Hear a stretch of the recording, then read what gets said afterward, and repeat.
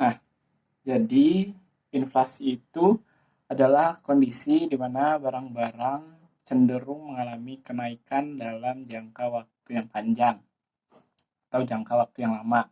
Nah, inflasi ini eh, terjadi tidak hanya pada satu sektor, namun pada semua sektor. Barang, jasa, semua naik. Dan kategori-kategori dari inflasi ini nanti akan Bapak bahas terkait dengan kategori dari inflasi itu sendiri.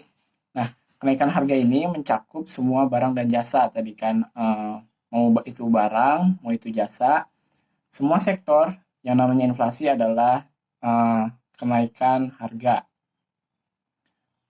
Harga naik sehingga masyarakat berpenghasilan yang rendah itu tidak bisa menjangkau barang. Nilai mata uang terus menurun dan akhirnya kesejahteraan rakyat pun ikut menurun. Nilai real tabungan dan pinjaman pun kian menurun. Nah, itu tadi penjelasan dari inflasi. Sekarang Bapak akan menjelaskan tentang teori-teori dari inflasi. Ada beberapa teori berdasarkan di buku. Yang pertama ada teori kuantitas. Teori kuantitas ini dipelopori oleh Irving Fisher yang menekankan bahwa inflasi itu dipengaruhi oleh pertambahan jumlah uang yang beredar dan anggapan masyarakat terhadap kenaikan harga. Nah, yaitu terus ada teori Keynes. Teori Keynes itu dia nyebut bahwa uh, inflasi itu terjadi karena ada sebagian masyarakat yang menginginkan kehidupan di luar batas kemampuan ekonominya. Dalam teori ini, inflasi dianggap sebagai sebuah proses perebutan bagian rezeki antara kelompok-kelompok sosial yang mau bagian lebih besar dari yang bisa disediakan masyarakat itu sendiri. Nah, lalu ada teori strukturalis berdasarkan pola pengalaman pada negara Amerika Latin, khususnya struktur perekonomian di negara berkembang. Teori ini tuh beranggapan bahwa kondisi struktur ekonomi negara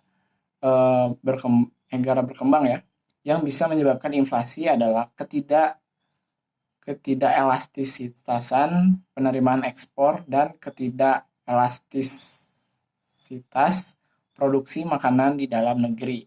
Nah, sampai sejauh ini ada yang ingin ditanyakan? Ada yang ingin tanyakan atau ingin menambah? Ya, Andi, boleh? Ingin bertanya apa? Oh, yang tadi ya, yang inflasi itu ya. Jadi inflasi itu kondisi di mana semua barang atau jasa itu mengalami kenaikan harga. Dan kenaikan harganya ini bukan sehari dua hari, tapi dalam jangka waktu yang lama, jangka waktu yang panjang. Nah, itu yang disebut dengan inflasi. Nah, ada lagi yang disebut dengan deflasi. Apa itu deflasi? Nah, jadi deflasi itu adalah lawannya dari inflasi, di mana justru harga barang dan jasa itu mengalami kondisi penurunan harga barang atau jasa. Nah, jadi kalau tadi inflasi itu apa inflasi? Ya, inflasi itu naik, kalau deflasi turun. Sekarang saya minta untuk pembagian kelompok ya. Kemarin kan udah saya tunjuk. Sekarang kita bagi kelompok aja dulu. Materinya udah saya kasih juga kan. Nanti setiap kelompok saya minta untuk berdiskusi terkait tema yang didapat masing-masing. Ada yang ingin ditanyakan? Nanti setelah kalian berdiskusi, kalian presentasi satu kelompok. Dan kalau misalkan ada yang merasa kesulitan, boleh